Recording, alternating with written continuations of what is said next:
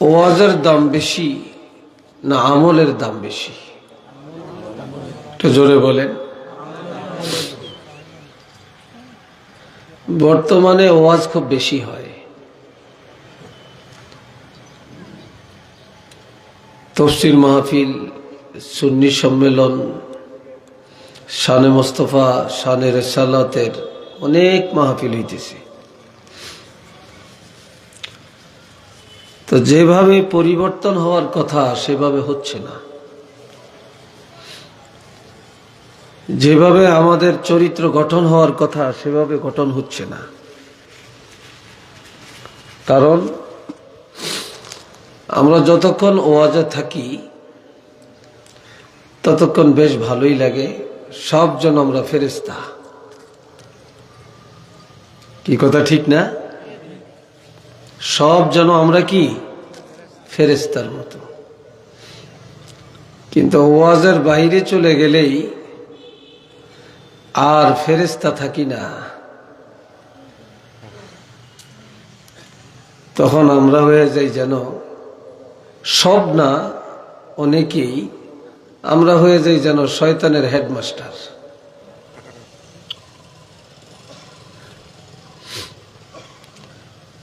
ওয়াজের সাথে যদি আমলের সম্পর্ক না থাকে এই ওয়াজের কোনো দাম নাই।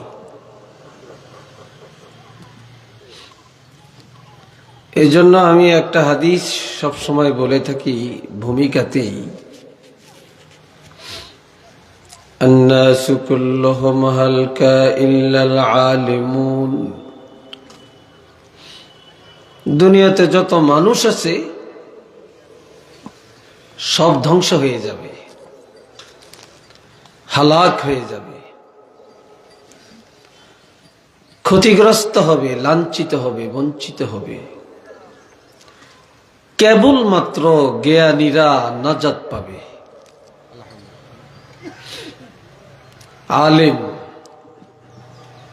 আলিম যারা, জ্ঞানী যারা, তারা নাজাত পাবে। জ্ঞানের দাম, এলেমের দাম অনেক বেশি। والعالمون كلهم هلكا إلا العاملون। জ্ঞানীরা সব ধ্বংস হয়ে যাবে। কেন বলা হয়েছে কুল্লুহুম? সব জ্ঞানীরা হালাক হয়ে যাবে। শুধুমাত্র কেবলমাত্র ওই সব জ্ঞানীরাই রক্ষা পাবে, ওই সব আলেমরাই নাজাত পাবেন যাদের এলেম অনুযায়ী আমল আছে। চিল্লিয়ে বলেন, কি আছে?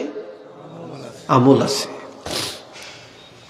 যে যা জানে সে যদি তা কাজে লাগায় তাহলে তার নাজাত আছে। অনেকে আছি আমরা, অনেক জানি, অনেক বুঝি, কিন্তু কাজে লাগাই না, আমল করি না।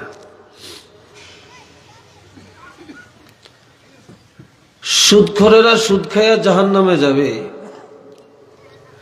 বেনমাজিরা নামাজ না পড়ে জাহান্নামে যাবে, ঘুষখোরেরা ঘুষ খায়া জাহান্নামে যাবে, হারামখোরেরা হারাম খেয়ে জাহান্নামে যাবে। কেন যাবে? সে নিজেও জানছে যে এই কাজটা হারাম, এই কাজটা গুনাহ, সে যাইনি করছে।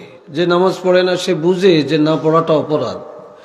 যে সুদের লেনদেন করে সে জানে এটা অপরাধ, সে জানছে। এই জানার মতো এলেমটা তার মধ্যে কি আছে? এই যাইনি সে কাজটা করছে, এই জন্যই সে জাহান্নামী। والعاملون كلهم هلكا إلا المخلصون।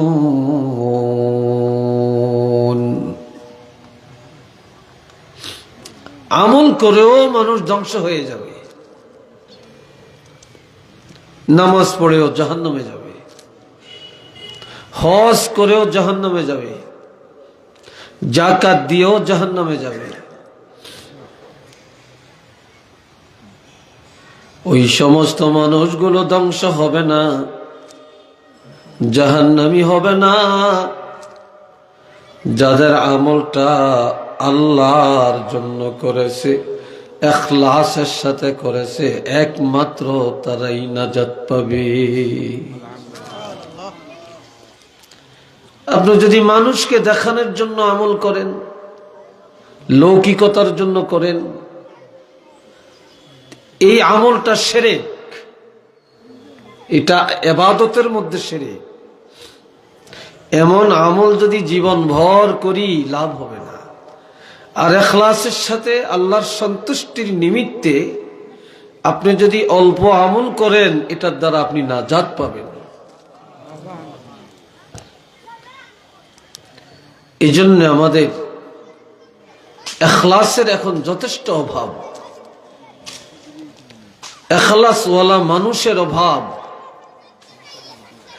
ইখলাসওয়ালা আলোচকের অভাব, ইখলাসওয়ালা শ্রোতার অভাব, ইখলাসওয়ালা আয়োজকদের অভাব। কথা বুঝতে পারছেন? রাস্তা তো দুইটা, বলেন রাস্তা কয়টা? দুইটা। আল্লাহ যোগে যোগে অসংখ্য নবী রাসূলকে পাঠালেন। আমাদের নবী, শ্রেষ্ঠ নবী রহমাতুল্লিল আলামিনকে পাঠালেন দুনিয়ার মানুষকে জান্নাতি বানানোর জন্য না জাহান্নামী বানানোর জন্য? একটু আওয়াজ দিয়ে বলেন।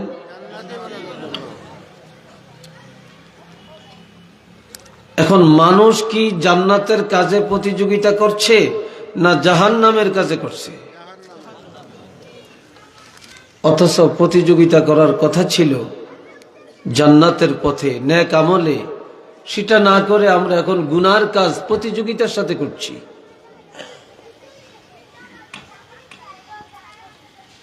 আল্লাহ বলছেন, যারা জান্নাতে যাইতে চাও তাদের উচিত ফালইয়াতানাফাসিল মুতানাফিসুন, ইমানদারের উচিত ইমানদারেরা যেন নেক কাজে প্রতিযোগিতা করে। কোন কাজে? নেক কাজে, জান্নাতের পথে যেন প্রতিযোগিতা করে। অথচ আমরা প্রতিযোগিতা করছি গুনার কাজে, সুদের কাজে, জিনার কাজে, মদের কাজে, গাঞ্জার কাজে, গানের কাজে, নাটকের কাজে। আমরা প্রতিযোগিতার সাথে এইসব করছি। একটু নাউজুবিল্লাহ বলবেন না?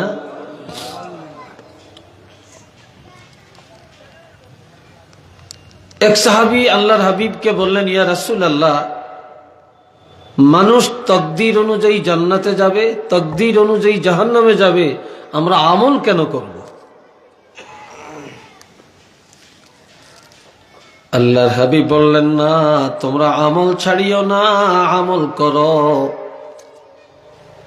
কেন না? যে জান্নাতে যাবে তার দ্বারা দুনিয়াতে জান্নাতের কাজগুলা হবে। যে জাহান্নামে যাবে জাহান্নামের কাজ করেই সে কবরে যাবে।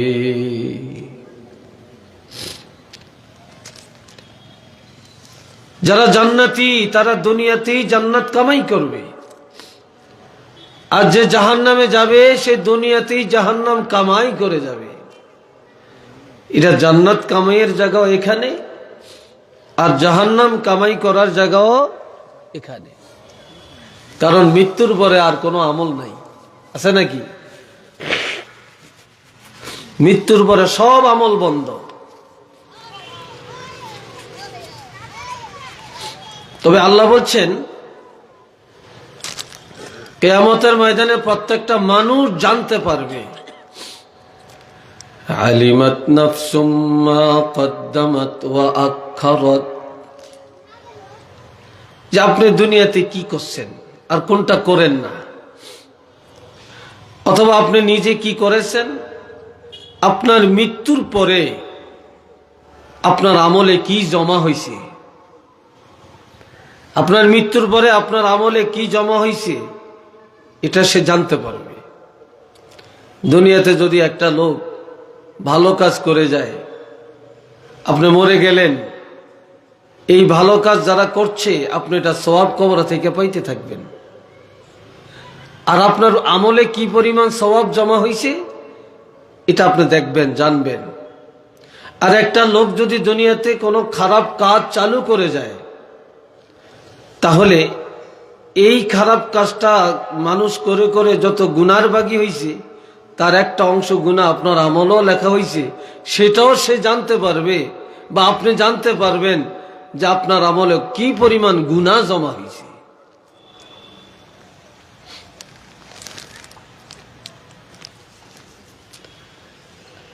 এই জন্যে দুনিয়াতে কতগুলি কাজ শয়তানের কাজ, যেই কাজগুলি মানুষে করে। কারা করে? মানুষে করে। ইয়া আইয়ুহাল্লাযীনা আমানু ইন্নামাল খামরু ওয়াল মাইসিরু ওয়াল আনসাবু ওয়াল আজলাম রিজসুম মিন আমালিশ শাইতান। আল্লাহ বলছেন, হে ঈমানদারেরা, নিশ্চয়ই জেনে রাখবে মদ পান করা, ওয়াল মাইসিরু জুয়া খেলা, ওয়াল আনসাবু মূর্তি পূজা করা, ওয়াল আজলাম বাজি ধরা বা সত্যাসত্যি করা, রিজসুম মিন আমালিশ শাইতান, এই কাজগুলো সব শয়তানের কাজ। নাউজুবিল্লাহ বলতেন না? আর একটু জোরে।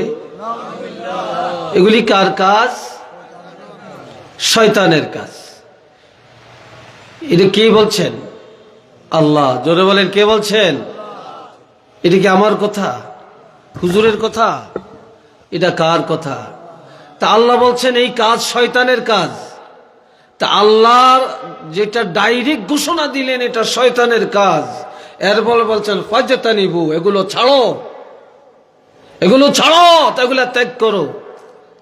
কিন্তু আমরা কি আল্লাহর এই কথাটা মানছি? চিল্লিয়ে বলেন। তা আমরা তো করছি, আমার মুসলমান ছেলেরা করছে, নারীরা করছে। তাহলে জানার পরেই তো করছে, জানিয়েই তো করছে। কিছু মানুষ আছে, মূর্খ মানুষ, এরা বলে আমগো উপরে একটা দোষ চাপায়, আমাদের আলেমদের উপর একটা দোষ চাপায়। কি হে মিয়া জাইন না করছে, হে ডবল, আর ওই মিয়া না জাইন না করছে, হের সিঙ্গিল। কি কথাটা কি? ওই মিয়া জাইন না করছে এই জন্য হের ডবল, অর্থাৎ অপরাধ, আর এর না জাইন না করছে এর কম অপরাধ। না জাইন না কে করছে? যে বলে সেও জাইনই করছে। কি কথা ঠিক কিনা বলেন? যে অপরাধ করছে সে জাইনই করছে, না জাইন না করে না।